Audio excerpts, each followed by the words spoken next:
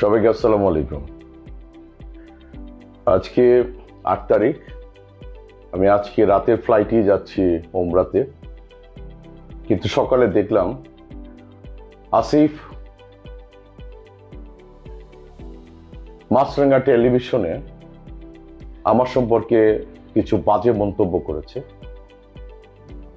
আমি কিন্তু ওর সম্পর্কে বলেছিলাম যে চেয়ারের গরম, এবং ওর ব্যক্তি, ওর পরিবার পরিজনকে নিয়ে কোনো কথা বলিনি, ওকেও খারাপ বলিনি। ওর ব্যক্তি জীবনে ও কি করে না করে সবই জানি আমি, কিন্তু আমি কিন্তু কোনো কথা বলিনি। কিন্তু ওর কোনো নোংরা জীবনের কোনো কথাই কিন্তু আমি বলিনি, এবং ভালো জীবনের কথাও আমি বলি।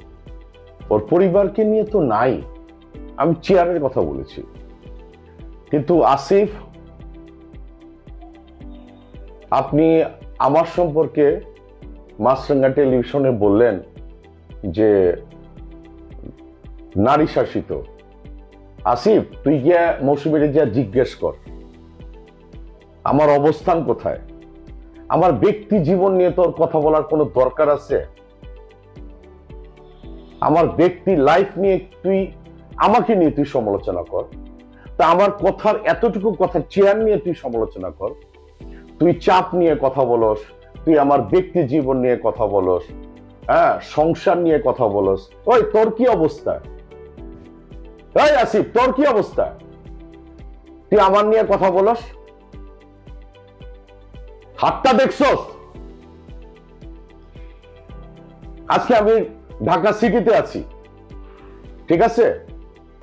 তোর যদি সাহস থাকে তুই আইসা আমার সাথে কথা বল।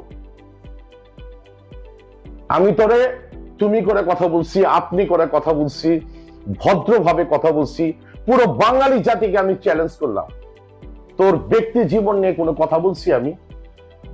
আমি ফুটবল নিয়ে কথা বলছি, আমি শুধু চেয়ার নিয়ে কথা বলছি। That's it. তোর মতো একটা ফাজিল, তুই আর্জেন্টিনা ব্রাজিল নিয়ে প্রেগনেন্ট হয়ে গেছে, আরো অনেক বাজে বাজে কথা বলস। তোর কোনো ব্যক্তিত্ব আছে? তুই আমার সম্পর্কে কথা বলস? তুই মৌসুমীর সামনে, আমার সামনে দাঁড়ায় কথা বলতে পারবি? ওই তোরে আমি কি দেখছি জানোস না তুই? বেয়াদব। এখনো ভালো হ, আল্লাহ সম্মান দিছে, বয়স হয়েছে, ভাবি অনেক ভালো একজন মানুষ, বাচ্চারা অনেক ভালো, বিয়ে শাদী দিছিস, নাতি নাতকুরের দাদা হইছিস।